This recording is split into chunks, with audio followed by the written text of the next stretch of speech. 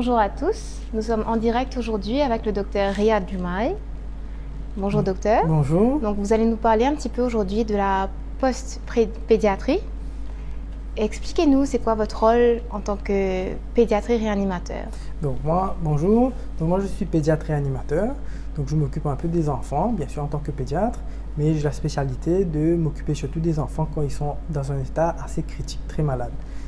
Donc mon rôle, c'est à tous les niveaux finalement. Donc avant la phase diagnostique, donc si un enfant a une maladie très grave, que ce soit cancer, que ce soit une infection très grave, donc moi je suis là pour faire le diagnostic. Je suis aussi là pour faire tout ce qui est bilan radiologique, pour évaluer un peu l'étendue des dégâts. Et parfois, dans les malformations, on a des enfants qui ont plusieurs malformations. Et donc, je suis là pour aussi comprendre, pour voir l'étendue, donc tous les organes qui peuvent ne pas bien fonctionner. Ok, d'accord. Donc ça, c'est mon rôle en phase préopératoire, s'il y a une opération. Et puis, bien sûr, je dois transmettre toutes les données au chirurgien. Et puis, bien sûr, en phase de post-opératoire, c'est clair que si un enfant n'est pas réanimé, si un enfant, après une chirurgie aussi lourde, n'est pas suivi de façon très rigoureuse, ces enfants-là vont avoir des complications. Donc, des complications immédiates qui peuvent mettre leur vie en danger. Et parfois, il y a des petits détails qu'on doit avoir l'habitude de repérer pour l'attaquer très vite pour que ça empêche que ça évolue avec des séquelles. Dommages, oui, d'accord. Exactement. Donc les séquelles, on parle de plusieurs séquelles, les séquelles immédiates ou les séquelles à long terme. Et ça, j'insiste parce que c'est là où la finesse est importante.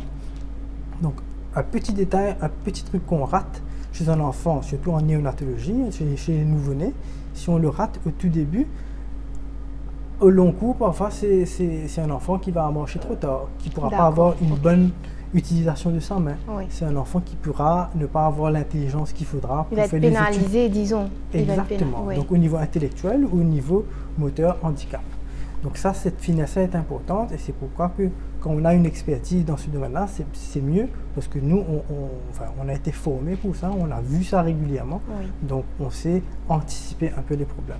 Donc, et bien sûr, en tant que pédiatre, pas réanimateur, mais en tant que pédiatre, par la suite, je suis les enfants au long cours. Vous faites un suivi. Je fais un suivi. Sachant ce qui s'est passé en période préopératoire, opératoire et post-opératoire, je sais les complications qu'ils puissent avoir après. Donc ça, c'est important. D'accord. Et docteur, comment est-ce que vous abordez les situations critiques avec les parents ou les proches? Donc les situations critiques, malheureusement, ça fait partie intégrale de mon métier, donc en tant que pédiatre réanimateur, que ce soit visiblement, les parents croient que l'enfant est très très malade, donc ils perçoivent ça comme une maladie très grave, alors que moi je sais bien que ça va bien se passer. Donc là, cette partie-là est importante pour pouvoir les rassurer, pour leur dire, écoutez, là maintenant, les choses ça va, même si vous trouvez que l'enfant est branché avec beaucoup de machines, tout est sous contrôle, donc ça c'est la première partie. Donc j'arrive à les rassurer parce que je sais bien que les choses sont under control. Et puis deuxièmement, il y a des parents que même si je les rassure, tant qu'ils ne voient pas les enfants s'améliorer, ils ne sont pas rassurés, ils s'inquiètent. Ils continuent à s'inquiéter. Donc là, on continue à parler, on doit les rassurer. Parfois, on a quand même besoin des gens qui gèrent mal le stress. Et là, je m'accompagne avec des psychologues.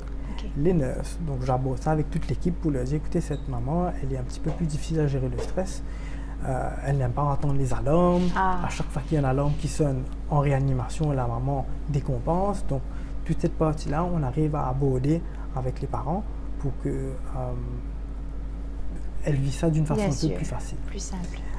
Deuxièmement, ce que j'explique un peu aux parents, de leur expliquer toutes les étapes qui vont se passer. Donc quand un enfant est en réanimation, que l'enfant doit récupérer, mais il y a plusieurs petites étapes. Donc, il voit toujours l'étape finale où l'enfant rentre à la maison. Donc, il voit ça très loin. Et donc, il s'inquiète. Alors que parfois, en leur disant, écoutez, elle va rentrer à la maison, il va rentrer à la maison dans 5 à 10 jours, il se rassure. Ils savent bien à quoi s'attendre. Ils sont préparés à... Exactement. Et au niveau machine, au niveau médicaments, je leur explique, il y a cette médicament-là qu'on va pouvoir arrêter demain, après-demain. Donc, en les expliquant toutes les étapes qu'il y a entre la partie critique et la partie de retour à domicile, les parents participent un petit peu et arrivent à faire un suivi de leur enfant médicalement et ça aussi, ça les rassure. Ok, d'accord. Et bien sûr, psychologiquement, on a des mamans, on a des parents, on voit les enfants aussi qui ont ce qu'on appelle les post-traumatic stress disorder, donc les PTSD.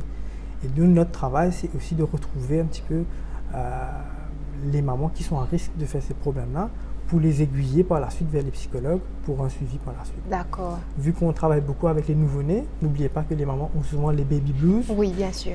Donc, ça aussi, on doit faire en sorte de Donc ça aussi, vous gérez cette partie-là aussi?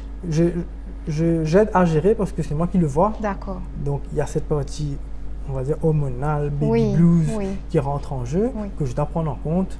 Et, mais avec l'habitude, je ne vous dis pas que ça devient facile, mais on arrive à s'en sortir. Gérer. Oui, on arrive à gérer. Et docteur, dis-moi, qui fait une envie de collaborer avec Un Rêve, Un Sourire? Donc, Un Rêve, Un Sourire, c'est une organisation NGO, comment le dire, qui peut aider ces enfants-là pour capable gagner le suivi et un traitement de le privé. Vous savez, la médecine de pointe surspécialisée, ça m'a cas qui nous traitait là, ça demande une certaine expertise, une certaine organisation, un certain teamwork qui est assez difficile à organiser. Et heureusement, nous réussissons entre nous avec nos collègues qui font partie de l'équipe, nous formons nos nurses et que nous sommes contents que tout le monde capable profite de ça, pas juste les gens qui a les moyens. Oui. Donc, Un Rêve, Un Sourire permet nous d'aider toutes les couches sociales. Bien sûr. Donc, même si un gens n'a le moyen, nous pouvons réussir à aider, nous pouvons réussir à make sure que tous les enfants aient un traitement indépendamment de cette classe et de cette incapacité financière. Et puis, il ne faut pas oublier que nous, en Maurice, nous, secteur économique et médical, de ressembler plus l'Inde que l'Europe ou les États-Unis. Oui. Et ce n'est pas un secret, pour tout le monde, le meilleur hôpital en Inde, c'est un hôpital privé. Oui. Donc, pour moi, le futur pour la chirurgie pédiatrique, la réanimation pédiatrique, tout le monde sous spécialité pédiatrique, moi, pensais que ça va se faire aussi dans le privé. J'espérais aussi dans le public, mais je pense que dans le privé, c'est peut-être plus facile à organiser. Avec l'aide, mais souvent sans l'aide de l'organisation pour qu'il apporte un soutien financier, c'est plus difficile pour qu'ils nous organisent tout ça. Donc, bien sûr, accueillir la collaboration et avec Un Rêve, Un Sourire, avec grande joie et m'espérer que ça va continuer. Oui. J'espère que ça va continuer, qu'on va aider de plus en plus d'enfants. Bien sûr. Merci beaucoup, docteur, pour votre temps. De rien. On se retrouve pour une autre vidéo avec un autre médecin.